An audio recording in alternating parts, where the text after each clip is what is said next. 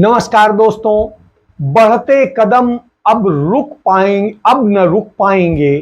हम आगे बढ़ते जाएंगे, कदम से कदम मिलाएंगे, हम भारत को जोड़ते जाएंगे। कांग्रेस इन दिनों इसको लेके भारत जोड़ो जो यात्रा कर रही है उसको लेकर के ये शब्द बोल रही है, लेकिन वहीं दूसरी तरफ भारत के कदम लड़खड़ा रहे हैं और लड़खड़ाने की जो वजह है वो बहुत बड़ी है।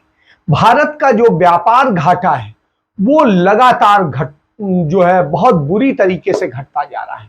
और स्थिति ये है कि हमारी हालत ये हो गई, जब हमारे प्रधानमंत्री आत्मनिर्भर भारत की बात करते हैं और आत्मनिर्भर की बात वो करते करते जो है उनको 3 साल हो गए, और इन 3 साल के बाद में हालात ये हैं कि अब इतने हम निर्भर हो गए हैं विदेशी शक्तियों पर कि हमारा जो व्यापार घाटा है वो भयंकर बढ़ गया है। हम अब आयात कितने का कर रहे हैं? 61.68 अरब डॉलर का, और जो पिछले कुछ सालों के भीतर जो है, 1 साल के भीतर यदि हम देखें तो 37% बढ़ा।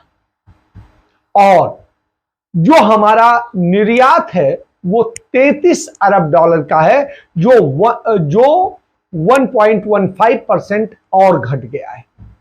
तो आप समझ सकते हैं कि किस तरह की स्थिति है कि यदि हमें विदेशों से चीजें मिलना बंद हो जाए तो हमारे यहां शायद रोटी खाना बंद हो। वो स्थिति है, make in India, made in India का राग अलापते थे और इसको लेकर के तमाम खर्चे किए जा रहे थे। इसके प्रचार के नाम पर और दूसरे नाम पर करोड़ों रुपया या कहेंगे अरबों रुपया बहा दिए गए।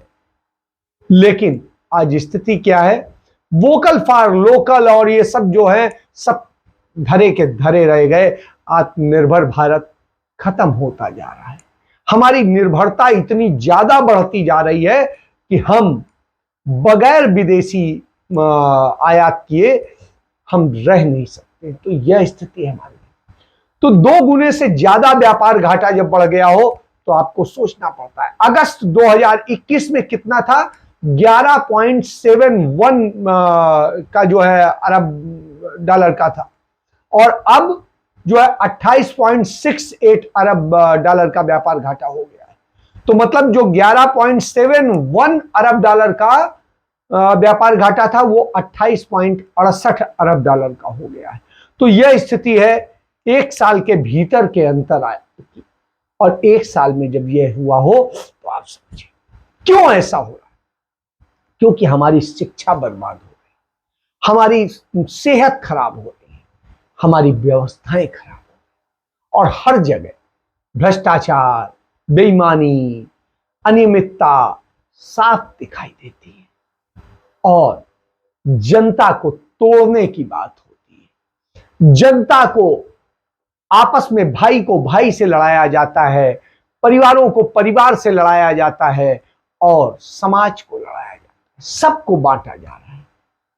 तो बांटो और राज करो वाली जो अंग्रेजों की नीति थी वही नीति आज चले, और जब ऐसे चल रही हो तो निश्चित रूप से गुजरात में ही यदि आप देख लें, गुजरात मॉडल की बात अमित शाह अभी हाल के दिनों में कहते थे किसी भी राज्य को शिक्षा मॉडल के बारे में सीखना है तो गुजरात आए। लेकिन गुजरात में क्या है, पिछले 2 साल में सरकार के 86 स्कूल बंद हो गए, 86 अच्छे बड़े स्कूल बंद हो गए, और 991 स्कूलों को आपस में ही मर्ज कर दिया गया। तो आप ये समझिए, बहुत से स्कूलों में पढ़ाने के लिए शिक्षक नहीं है, विषय है इतिहास का और पढ़ा रहा है मैथमेटिक्स का टीचर, साइंस का टीचर। तो यह दशा। और इन सब के बीच जब अमित शाह ये गुजरात मॉडल का शिक्षा मॉडल कहते हैं तो किसके साथ मजाक करते हैं। हमारे यहां रिसर्च का जो फंड था वो खत्म कर दिया गया, कम कर दिया गया, और गुजरात में तो हालत ये है, एक टीचर के भरोसे 700 स्कूल है। तो ये स्थिति है। जब गुजरात में ये स्थिति हो तो कैसे एक टीचर 700 स्कूल चला रहे हैं। आप सुनिए, सिर्फ एक टीचर, वही अंग्रेजी पढ़ाएगा, वही हिंदी पढ़ाएगा, वही उर्दू पढ़ाएगा, जो भी कुछ पढ़ना है वही पढ़ाएगा, वही मैथ पढ़ाएगा, वही साइंस पढ़ाएगा, और सारे बच्चों को पढ़ाएगा। तो क्या शिक्षा होगी? और जब ऐसी शिक्षा होगी तो अर्थव्यवस्था भी बर्बाद होगी, और बाकी जो आप चाहेंगे वो ज्ञान दे देंगे। तो आप ये समझिए, और घोटालों की स्थिति ये है, आपने मध्य प्रदेश में पहले ही व्यापकम घोटाला देखा था। अब वहां पर पोषण आहार जो गरीब बच्चों को, महिलाओं को, उनको पोषण के लिए दिया जाता है जिससे बच्चे कुपोषित न पैदा हो, तो उसमें भी घोटाला हो गई। उस पूरी योजना घोटाले में फंसी। और ये हम नहीं कह रहे हैं, ये भारत सरकार की रिपोर्ट कह रही है, सीएजी की रिपोर्ट है, ये कैग की रिपोर्ट है। और कैग की रिपोर्ट है तो आप बताइए, हमने तो नहीं करी। वो कह रही है कि इतना बड़ा घोटाला हो गया। और जब इतने बड़े बड़े घोटाले हो रहे हो तो चिंता करना पड़ता है। और ऐसी स्थिति में हमारे प्रधानमंत्री झूठ बोलने से बाज नहीं आते। इस समय बांग्लादेश की जो है प्रधानमंत्री आई हुई है हमारे देश में, तो प्रधानमंत्री उनके सामने जो बार बार कहते हैं कि आप जब चल रहा था आपका सत्याग्रह, जब आपका तोड़ने का चल रहा था, बांग्लादेश अलग बनने का चल रहा था, तो हम भी आंदोलन कर रहे थे, जेल गए थे। जबकि पीएमओ से जब इसका रिकॉर्ड मांगा गया तो आरटीआई में उसने कहा कि कोई भी प्रधानमंत्री नरेंद्र मोदी कभी जेल नहीं गए। तो सोचिए कितना बड़ा झूठ होता है कि कभी 77 के आंदोलन की बात करते हैं हम जेल गए, कभी कहते हैं हम बांग्लादेश के बनाने के आंदोलन में जेल गए, लेकिन वास्तविकता क्या है? तो वास्तविकता झूठ पर डिपेंड। और जब झूठ पर हो तो किसकी चर्चा करेंगे? और ये बताने की जिम्मेदारी किसकी है कि झूठ कौन बोल रहा है और सच कौन बोल रहा है? मीडिया की है। लेकिन मीडिया क्या करेगा? वो कुछ नहीं करेगा। क्यों? मीडिया की हैसियत नहीं। देश की अर्थव्यवस्था बदहाली की कगार पर हो और सरकार कहे ऐसे नहीं, तो रुपया 60% फिसल गया है, यह स्थिति है। 80 से ज्यादा रुपए का $1 है। और जब यह स्थिति हो तो क्या आएगा? उसके बाद ट्रेड डेफिसिट हम आपको बता ही चुके हैं, 2.5 गुना करीब करीब बढ़ गई है। और इसके बाद में जो है जिस तरीके से लोग जब सवाल पूछ देते हैं तो उन्हें धमकाया जाता है, उन्हें डराया जाता है, उन्हें कुछ और किया जाता है। तो जब इस राह पर हो तो सवाल आप किससे करेंगे? तब तो आपको जाके गांधी के आगे हाथ ही जोड़ने पड़ेंगे और उन्हीं के आगे बैठना पड़ेगा। क्या यह वतन आपने सोचा था? यह वतन आपने दिया था? बेरोजगारी और जो है समाज का विघटन चरम पर है।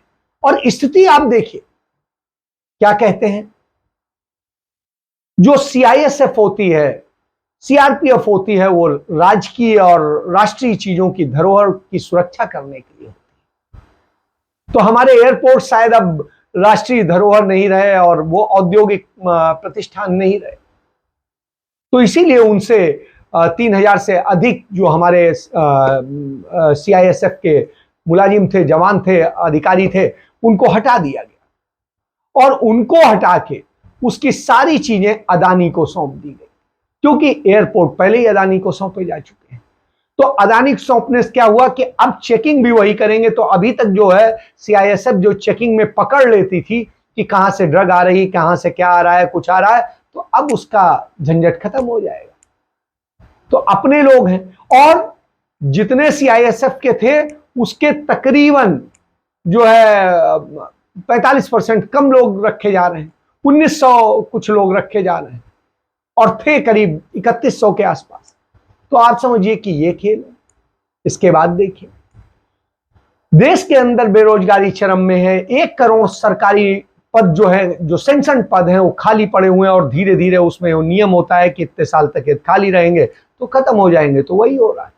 बच्चों की उम्र जो है बीती जा रही है नौकरी पाने की, उनके परिवार और सब कुछ परेशान है, बेहाल है, सब मानसिक रूप से परेशान। सरकार की सोच नहीं। नरेंद्र मोदी ने एक दिन कह दिया था कि हम 10 लाख नौकरियां देंगे, लेकिन 10 लाख छोड़िए, 10 लाख खत्म करने का प्रोसेस चल पड़ा है। और जब ये चल पड़ा हो तो आपको सोचना पड़ेगा कि आप क्या करेंगे। तो ऐसी स्थिति में लड़ना पड़ेगा, और लड़ने के लिए आना पड़ेगा। और लड़ेगा कौन? जिसके पास विचारधारा हो।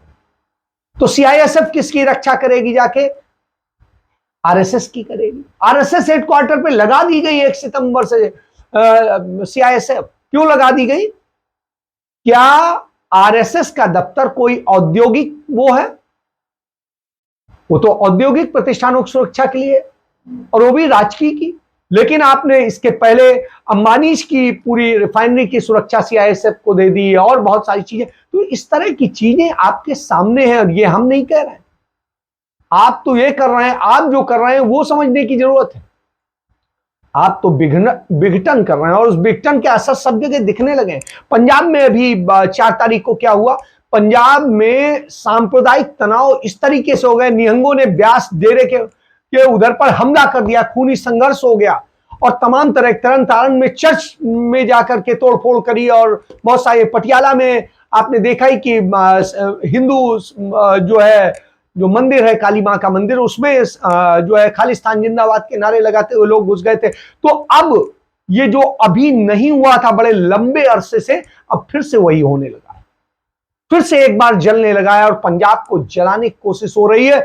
और इसमें यहां की स्थानीय आम आदमी पार्टी की सरकार और भारतीय जनता पार्टी से जुड़े लोग, क्योंकि हिंदू जो संगठन ये कर रहे हैं वो भारतीय जनता पार्टी से जुड़े हुए हैं और जो कट्टर सिख संगठन जो इस तरह से खालिस्तानी अलगाववादी हैं वो आम आदमी पार्टी से जुड़े हुए हैं और उन्होंने सत्ता सौंपी है तो कुछ भी करेंगे, आप समझिए। वहीं दूसरी तरफ हमारा मीडिया उन चीजों को दिखाता नहीं है, बताता नहीं। वो तो क्या बताता है कि प्रधानमंत्री जो है उस रोड का, राजपथ का नाम बदल के कर्तव्य पथ करेंगे और प्रधानमंत्री आवास वाली रोड का नाम जो है बदला ही जा चुका है, इस तरीके से हो रहा है। तो आप समझिए, तो जब आप नाम बदलने कर रहे हैं और दूसरी तरफ दारा सिकोह के नाम पे आप एक तरफ औरंगजेब के नाम को हटा करके उसको दूसरे के नाम पर रख रहे हैं और दूसरी तरफ दारा सिकोह के नाम पे रोड बनाया। क्या दारा सिकोह मुगल नहीं था? वो तो मुगल मां का ही बेटा था, वो मुस्लिम मां का बेटा और मुस्लिम पिता का बेटा था। औरंगजेब तो फिर भी हिंदू मां का बेटा था। तो यह अंतर है दोनों में, तो इसको आप समझिए। तो अब प्रधानमंत्री क्या करें? तो इसको लेकर तृणमूल की, टीएमसी की सांसद है महुआ मोइत्रा, बहुत वोकल रहती हैं और हर मुद्दे पर बोलती हैं, खुलकर बोलती हैं। उन्होंने कहा कि प्रधानमंत्री को अपने आवास का नाम किम कर्तव्य विमूढ़ मठ कर लेना चाहिए, जिसका अर्थ होता है घबराया हुआ मठ, वो कर लेना चाहिए। और उन्होंने जिस तरीके से किया है तो उन्होंने इसको लेकर के बहुत ज्यादा उसको घेरा और उन्होंने कहा, आपको बता दें कि जो उन्होंने कहा कि पागलपन, क्या पागलपन, क्या हो रहा है? क्या बीजेपी हमारी संस्कृति, हमारी विरासत को अपने पागलपन से फिर से लिखने के लिए इसका एकमात्र कर्तव्य बना लिया है? बर्बाद करने पे तुले हुए। 2015 में से इन्होंने नाम बदलने का शुरू किया, फिर यहां हो, यूपी में हो, दूसरे राज्यों में हो, बदलने का नाम। और आप समझिए, एक नाम बदलने पे करोड़ों रुपया खर्च होता है, क्योंकि रिकॉर्ड में सब जगह बदला जाता है। एक तरफ पैसा नहीं है, देश बर्बादी में जा रहा है, बेरोजगारी की स्थिति है। और अभी क्या है, अभी जो है एक और योजना लेके आ रहे हैं कि सब हम नौकरी देंगे, तो पेंशन देने की हम स्थिति में नहीं है, तो इसलिए हम क्या करें, लोगों की एज बढ़ा दें नौकरी की और रोजगार और कम हो जाएंगे। तो इस तरह की स्थितियां हो, और इस स्थितियों में मीडिया इन्हें नहीं उठाएगा। क्यों? मीडिया किसका है? अंबानी का है, अदानी का है, गोयल का है, गोयनका का है, जैन का है। तो इस तरह लोगों का मीडिया है और इनका जिनका मीडिया है वो बेचने वाले लोग, वो धंधा करने वाले लोग और वो सरकार की कृपा पर जीने वाले लोग हैं। तो वो सरकार के आगे कैसे होगा? तो इसलिए राहुल गांधी जब बोलते हैं, हमला बोलते हैं, दिल्ली में रैली करते हैं, तो उनकी रैली को नहीं दिखाया जाता, इवन दूरदर्शन में नहीं दिखाया जाता है। और जो छोटी सी सभा करते हैं गुलाम नबी आजाद कश्मीर में, वो जम्मू में, वो दिखाई जाती है और बड़े भव्य तरीके से दिखाई जाती है। उसके बाद में आप देखिए, आप आ जाइए गुजरात में, कल राहुल गांधी ने सभा करी, सभा कहने की बजाय रैली करी, बड़ी लाखों लोग थे, और उसके बाद उसे नहीं दिखाया गया, किसी भी मीडिया पे नहीं। तो यह स्थिति है। आज के मैं सारे अखबार देख रहा था, उसमें कहीं किसी में जिक्र तक नहीं है, जबकि कल के सारे अखबारों में जितनी बड़ी राहुल की छपी थी उससे बड़ी गुलाम नबी आजाद की छपी थी। तो जब ये होगा तो देश कैसे बनेगा? सवाल उठाने वाले ही जब ये हो जाए तो क्या होगा? केजरीवाल की छोटी सी सभा हो जाए तो सारा मीडिया बिल्कुल बिछ जाता है। क्यों? गुलाम नबी आजाद कौन है, केजरीवाल कौन है, इसको समझना पड़ेगा। गुलाम नबी आजाद को प्लांट किया गया है जम्मू कश्मीर में चुनाव जीतने के लिए, भारतीय जनता पार्टी का खेल। और केजरीवाल को प्लान किया गया है गुजरात में, जिससे वो विपक्ष के जो खिलाफ वोट हैं, जो नाराज वोट हैं भाजपा से, वो काट ले और उसका नतीजा ये हो कि कांग्रेस वहां सरकार ना बना सके, विपक्ष की सरकार ना बने। तो केजरीवाल वहां पर वो काम करते हैं और यही वजह है कि सांप्रदायिक दंगे भी जहां होते हैं वहां केजरीवाल की सरकार। देखिए आप, दिल्ली में हुए सांप्रदायिक दंगे हुए, केजरीवाल ने मौन साधे रखा और सब कुछ, सारा अन्याय, कोई आवाज नहीं आज तक नहीं, 2 साल बाद, 2.5 साल बाद। वहीं दूसरी तरफ चाहे गुलाम नबी आजाद हो, जब 370 हटाई नहीं, सॉरी, जो है निलंबित की गई, और निलंबित की गई उस दौर में आप देखिए कि किस तरीके से एक शब्द नहीं निकला गुलाम नबी आजाद।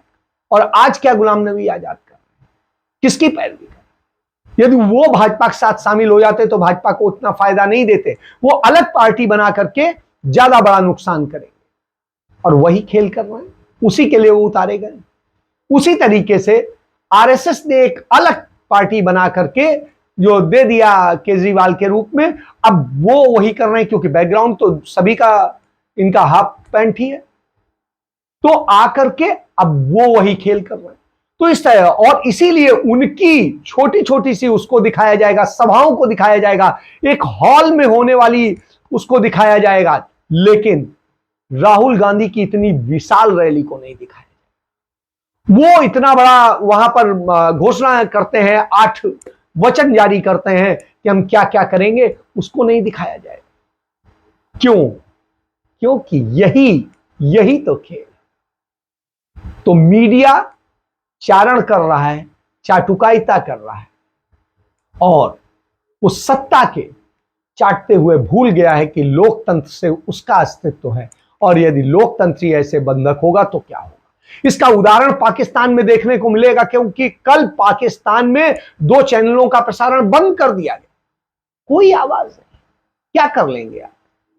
इमरान खान बोले लेकिन उनकी कोई सुनने वाला नहीं। तो वही तो चीजें यहां पर ला दी जा रही, धीरे धीरे करके इसी तरीके से शिकंजा कसा जाता है।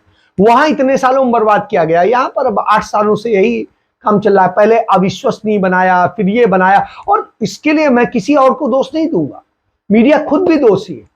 उसने क्यों नहीं समझा, ये उसकी जिम्मेदारी थी, उसे करना चाहिए, लेकिन नहीं। जब ये होता है तो आपको भी सोचना चाहिए। देश बर्बादी में जा रहा है, बेरोजगारी चरम पर है, लेकिन नौकरियां खत्म की जा रही हैं, लोग हटाए जा रहे हैं, सब कुछ किया जा रहा है, अग्निवीर भर्ती किए जा रहे हैं, सीधे पक्की भर्तियां नहीं हो रही हैं, सब कुछ है। क्यों? क्योंकि उन्हें अदानी अंबानी के गार्ड बनाना है, उन्हें दूसरी जगह लगाना है, उन्हें नौकर बना के रखना है, उन्हें मालिक नहीं बनने देना है, उन्हें स्वावलंबी आत्मनिर्भर नहीं बनने देना है। हमें तो सबको गुलाम बनाना है और विदेश को भी खुश करना है। इसलिए व्यापार घाटा बढ़ रहा है, डॉलर के मुकाबले भारत का रुपया गिर रहा है, और स्थिति यह है कि हमारा सब कुछ नुकसान में है। नाम बदल के दूसरी चीजें करके हम नैरेटिव गढ़ने की कोशिश करते हैं, लेकिन वास्तव में हम बर्बाद करते हैं। हम सिर्फ धंधा कर रहे हैं, देश को भी बेच रहे हैं, देशवासियों को बेच रहे हैं, उनकी भावनाओं को भी बेच रहे हैं, और उनको मानसिक रूप से विकलांग बना रहे हैं, और उनकी जो शिक्षा है वो खत्म कर रहे हैं, ज्ञान खत्म कर रहे हैं, जिससे वो हमसे सवाल ना कर सके, क्योंकि सवाल नरेंद्र मोदी को पसंद नहीं है। इसीलिए किसी भी, आप देखिए, पहले होता था, सदैव से होता था कि जब कहीं बाहर के राजनयिक आते थे या उनके साथ ज्वाइंट प्रेस वो होती थी, संबोधित करते थे, तो सीधे इंटरेक्शन होता था, सवाल जवाब होते थे। लेकिन आज कुछ नहीं, हमने बोला, हमारी बात सुनिए और चले जाइए, आपको सवाल का हक नहीं। तो सवाल नहीं, सरकार के सुनिए, साहब के सुनिए, साहब गलत बोले, सही बोले, कुछ बोले। तो यह स्थिति है। यह स्थिति में जब देश खड़ा हो तो आपको चिंता करनी चाहिए, क्योंकि देश आपका है, देश किसी पार्टी का नहीं है, किसी व्यक्ति का नहीं है, किसी नेता का नहीं है, आपका है। और आपको देश के लिए, अपने लिए, अपने बच्चों के लिए, उनके भविष्य के लिए सोचना चाहिए। इसके साथ मैं अपनी चर्चा समाप्त करता हूं। जय हिंद, जय भारत, वंदे मातरम।